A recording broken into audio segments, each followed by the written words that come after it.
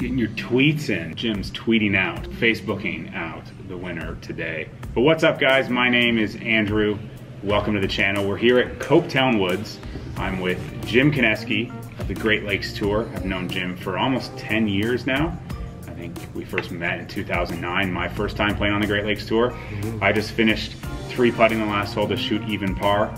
Bummer. Hey, 3 under got paid. It was a soft day today, and 6 under won. But what we're gonna do today is, a lot of people have asked me about the Great Lakes Tour, why I choose to play up here along with the CCPT Tour, and I've answered that in Q&As, but I figured why not give a platform for a good friend of mine who's doing some great stuff with professional golf here in basically Canada. I think this is the best opportunity in Canada and arguably in North America as well for development of players. Jim and I are going to talk a little bit about the Great Lakes Tour, and I'm going to give Jim the floor to tell you guys and educate you guys and learn a little bit more about professional golf at a developmental level. Should I tell them about the first ever shot that I saw you Oh hit? yeah, Gray Silo, where we played last week. Yes, my first ever shot on the Great Lakes Tour at Gray Silo. You can tell them I did it twice. It was a wet day. 2008? No, 9. 2009? 9. I remember seeing Andrew stretching in the small locker room, and I was like, who is this guy? I played all of 2008. Never seen him before. Yeah, I played all of 2008 on the Canadian Tour, but I was conditional for 09, so I needed something to play, so I came all the way down. I got a hotel in Kitchener. I was super serious. We had a rain delay, and it was a nightmare, and the tee box was really, really wet.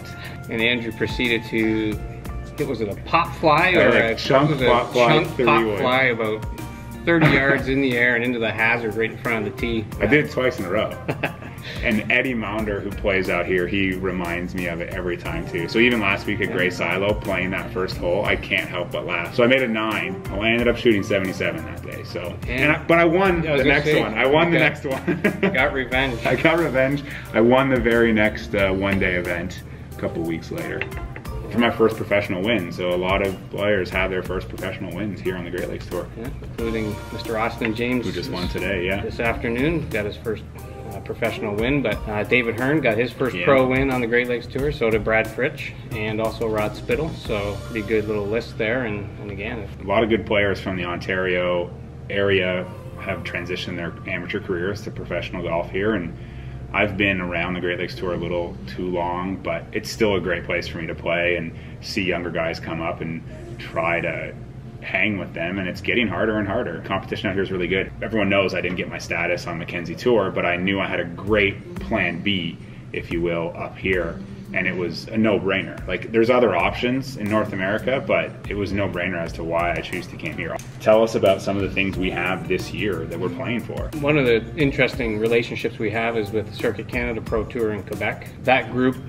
originally came to us in 2015 in the just before the end of the season, and Mr. Trudeau had said he was going to create a new tour, that things were changing in Quebec. He knew that Colin Murray and myself were involved with the Great Lakes Tour, and he wanted to reach out to us for a partnership.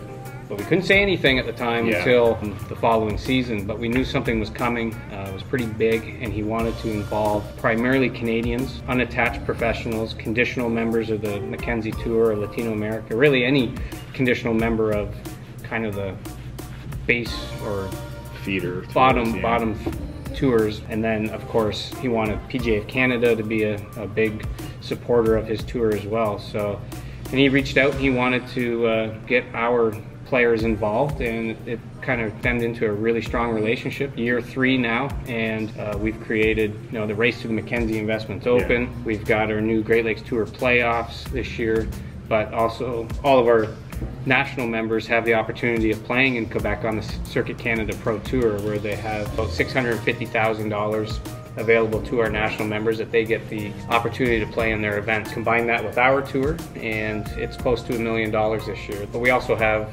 specialty pro-ams that you get into that are low cost and high return. Seaforth Country Classic this year as well, that our members have exclusive access to. So really good opportunities, and we hope it kind of propels players to the next level. On the channel, we've made videos about the costs of this, and for a lot of us, it comes to the margins. And if you look at the margins of maybe spending $10,000 to $15,000 all in, but playing for $1 million versus spending on a entire tour 30 to 35,000, but playing for 1.8 million. The margins are really, really good here. And when you play good golf, especially if you play well in the Quebec events, which a lot of Great Lakes Tour guys do, the profit is there. And that's what's great for a lot of us as we're trying to fund continuing to play or fund going to Q school. And it's not just some like organized money game that is a tour, which a lot of people think mini tour golf is. And that's one of the things that I always like when I come and play an event is, you know what you're getting yourself into. You have a great relationship with the guys that run it, but at the same time, you know you're playing with proper ruling, proper course handling, course conditions. You're not playing gimmicky things, playing good golf courses, and you know that you're getting water and snacks on the first tee, and like all those small things that a lot of developmental tour and mini tour golf misses. And it's just small little touches like that that can prepare you, because in my story, coming from a couple years on the Canadian tour down to spending my time here, like the transition is easy because it's very similar. And then so guys, you know, to get on their way up, that transition is easy as well. And if you get exemptions into spots, like last year, player won one of the CCPT events, which gave him an exemption into the Montreal Mackenzie Tour event, which he then finished second in, which then got him in the Canadian Open and secured him status for all of next year. So like one good tournament turned into a secure year. Full season. Yeah, and like that's huge. And a lot of players, even at my age, someone at my age at 34, or guys that are a bit younger, you know that one good week here doesn't just end at one good week in your bank account, because that's what a lot of mini tour golf is. One of the things that I think is pretty cool this year is like just the little perks, and one of the events that we're doing an event for charity.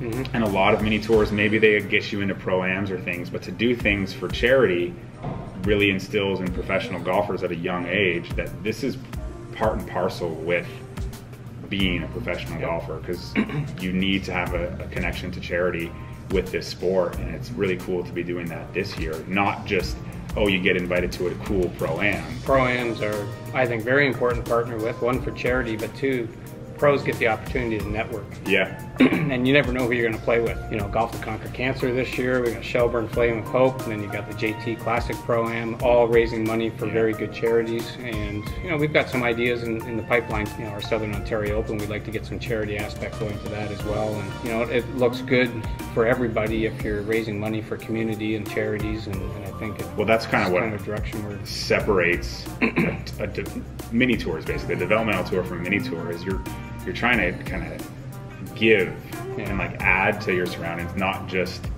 come in, play the golf course and leave. Yeah. In the last few years that I've been playing these events, the players have learned a level of respect for the golf course, for the head pro, volunteers, the guys work. Like, it's cool to see that, because 7-8 years ago, seeing younger players playing mini tour golf, but they're not taught how to be a professional, and that goes a long way in just exactly that, like the networking. Like for me, not being from Toronto, coming down here to play these events, I've had opportunities to play in pro-ams, and one of the groups I played with in a pro-am happened to sponsor me the entire year next year. So these stories exist. The Canada Cup, you know, to have access to that $175,000 purse, it's a great opportunity for players to put money in the bank, but also feel spectators. Yeah, and feel a 4-day event. And that event alone is, you know, what Colin and I say is the Canadian Open for us who can't really get into the Canadian Open. But I mean, even talking about the Canadian Open, RBC and Golf Canada have given you guys an exemption into the Monday qualifier. Like, that's a big thing, because the Canadian Open is a staged qualifying. This is going to go up the day that this is up. You're watching this, I'm playing in the regional qualifier, and that regional qualifier gets me into the Monday. So to have a spot in the Monday. But if you're unsuccessful there, you still have the opportunity of playing your way into the Monday. And the last 2 years, the players that have got the Monday exemption didn't do all that well in the Monday qualifier, but we have had the likes of Branson Ferrier in 2016 and Drew Nesbitt last year in 17 playing in the Canadian Opens. So I mean, anyone watching this, like if you're wanting to turn pro, you're in college or anything, like there's still a lot of events on our schedule. Hit up GreatLakesTour.com. You can email on Jim and ask any questions, because it's a very inclusive environment, I feel. You know, you go to some mini tour websites, you don't even know what the heck's going on. There's like cool stuff where you can kind of watch the points and everything, and the website is a great place, and social media, you guys are using it well, and people can stay up to date with events on Twitter and all of that, and hopefully not have to scroll far down to see where I finish. But I need to step my game up a little bit, guys. I need to step my game up a little bit. Gotta get himself into those playoffs. Yes, because those playoffs, there's like a playoff purse pool. So like the FedEx Cup, like there's free money bonuses at the end of the year. 24 guys, 2 events.